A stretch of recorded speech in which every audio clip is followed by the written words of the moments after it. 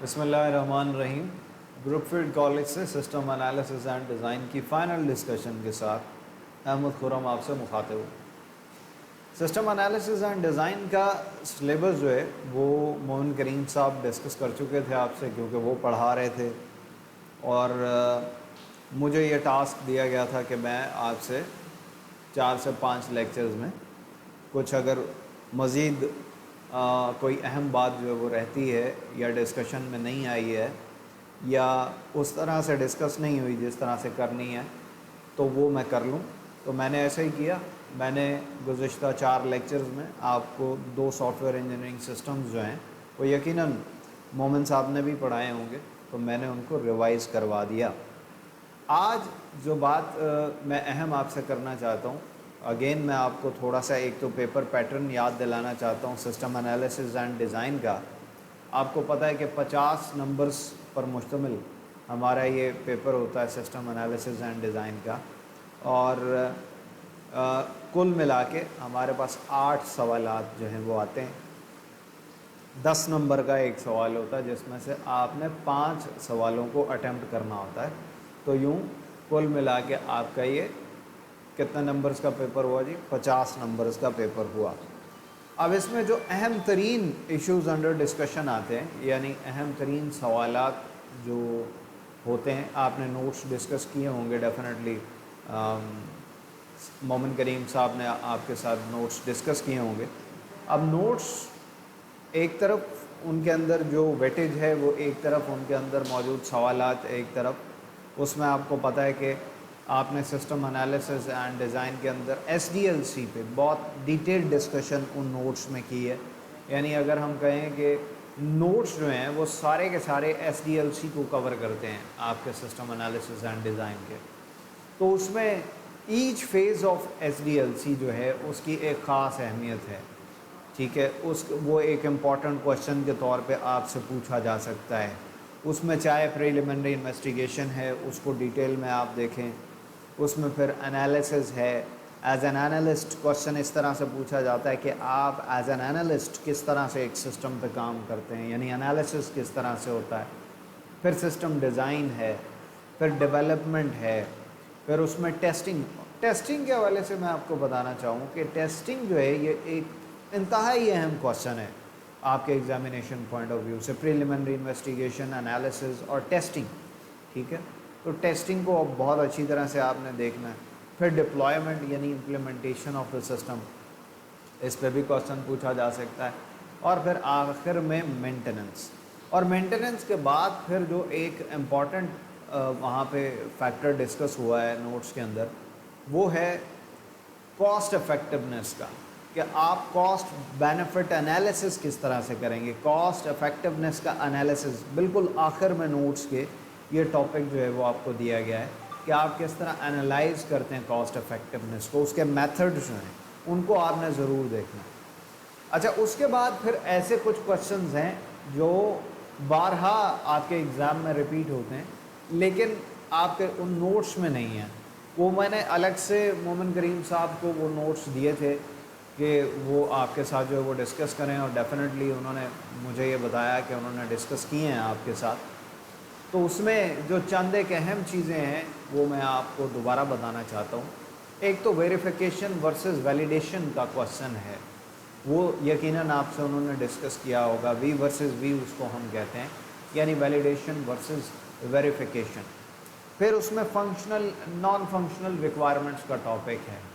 ये भी बहुत ज़्यादा जो है वो एग्ज़ाम में, अगर आप सिस्टम एनालिसिस एंड डिज़ाइन के प्रीवियस पेपर्स उठा के देखें तो आपको कई पेपर्स में नज़र आएगा। कौन सा? उसमें अभी हम टॉपिक डिस्कस कर रहे हैं वैलिडेशन वर्सेस वेरिफिकेशन, और उसके बाद हमने बात की फंक्शनल और नॉन फंक्शनल रिक्वायरमेंट्स की। फिर उसके बाद जितने भी सॉफ्टवेयर इंजीनियरिंग मॉडल्स हैं इनकी अपनी अहमियत है, और सॉफ्टवेयर इंजीनियरिंग मॉडल्स में 2 इंजीनियरिंग मॉडल्स मैंने आपके साथ डिस्कस किए, प्रोटोटाइपिंग मॉडल और वाटरफॉल मॉडल। और ये बहुत ज़्यादा, ये दोनों जो हैं ये एग्ज़ाम में, इसको मैंने दोबारा इसलिए डिस्कस किया कि ये एग्ज़ाम में बहुत ज़्यादा रिपीट भी होते हैं, बहुत ज़्यादा ये पूछे जाते हैं एग्ज़ाम के अंदर। इसके अलावा जो है वो V मॉडल है, स्पायरल मॉडल है। स्पायरल मॉडल को भी आप ज़रूर देखिएगा क्योंकि वो भी एक important soft ware engineering model جو ہے وہ سمجھا جاتا ہے. تو صرف نوٹس پہ آپ نے اکتفا نہیں کرنا سسٹم انالیسس اینڈ ڈیزائن کے لیے. یہ بات آپ یاد رکھنا. کچھ بچے جو ہیں وہ صرف جو نوٹس حافظ سعید صاحب کے نوٹس جو ہیں ان کو جو ہے وہ ڈسکس کر لیتے ہیں, ان کو انڈر ڈسکشن لاتے ہیں اور وہ سمجھتے ہیں کہ بس ہمارا 50 نمبر کا سسٹم انالیسس اینڈ ڈیزائن جو ہے وہ اس سے کور ہو جائے گا. ایسا بالکل بھی نہیں ہے. آپ اس سے یوں سمجھیں کہ صرف پیپر کا 50% کور کر رہے ہیں, باقی کا 50% جو ہے وہ آپ کو ان ٹاپکس سے کور کرنا ہے جن کا میں نے ذکر کیا. ٹھیک ہے. اور آپ ہمیشہ چاہے وہ سسٹم انالیسس اینڈ ڈیزائن کا پیپر ہو یا وہ آپریٹنگ سسٹم کا پیپر ہو, آپ ایک جنرل کوشچن کے لیے تیار رہیے گا. یعنی ایک ایسے کوشچن اس طرح کے انداز میں آپ سے پوچھا جا سکتا ہے کہ ہو بہو وہ اسٹیٹمنٹ آپ کے نوٹس یا آپ کی بک سے نہ ملتی ہو. یعنی جس طرح سے سوال آپ کی نوٹس یا آپ کی بکس میں ہو بہو اس طرح سے پوچھا جائے, یہ کبھی بھی ایکسپیکٹ نہ کیجیے گا گریجویشن کے ایگزامینر سے کم از کم, کیونکہ اب آپ گریجویشن کے اسٹوڈنٹ ہیں اور گریجویشن کے اسٹوڈنٹ جو ہیں ان سے کوشچن دیکھیں جنرلی بات وہی پوچھی جا رہی ہوتی ہے جو آپ کے بک یا نوٹس میں موجود ہے, بات جنرلی وہیں سے نکل رہی ہوتی ہے, لیکن اس کو ایک اور انداز میں بھی پوچھا جا سکتا ہے. جیسے ہو سکتا ہے کہ یوں نہ پوچھا جائے کہ سی پی یو جو ہے وہ کیا ہے اور اس کے رجسٹرز کیا ہیں اور مین میموری کیا ہے اور اس کی اقسام کیا ہیں, بلکہ کوشچن یوں پوچھ لیا جائے کہ سی پی یو اور مین میموری کے درمیان کوآرڈینیشن آپریٹنگ سسٹم میں کیا ہوتا ہے یہ آپ بتا دیں.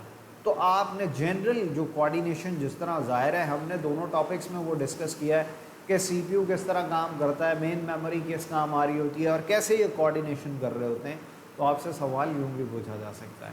تو برائے مہربانی میں دوبارہ آپ سے یہی بات کر رہا ہوں کہ آپ اس وقت گریجویشن کے اسٹوڈنٹ ہیں. آپ یہ کبھی بھی بلیم نہیں کریں گے ایگزامینر کے اوپر کہ جناب سوال تو اس نے اس طرح سے گھما پھرا کے پوچھ لیا.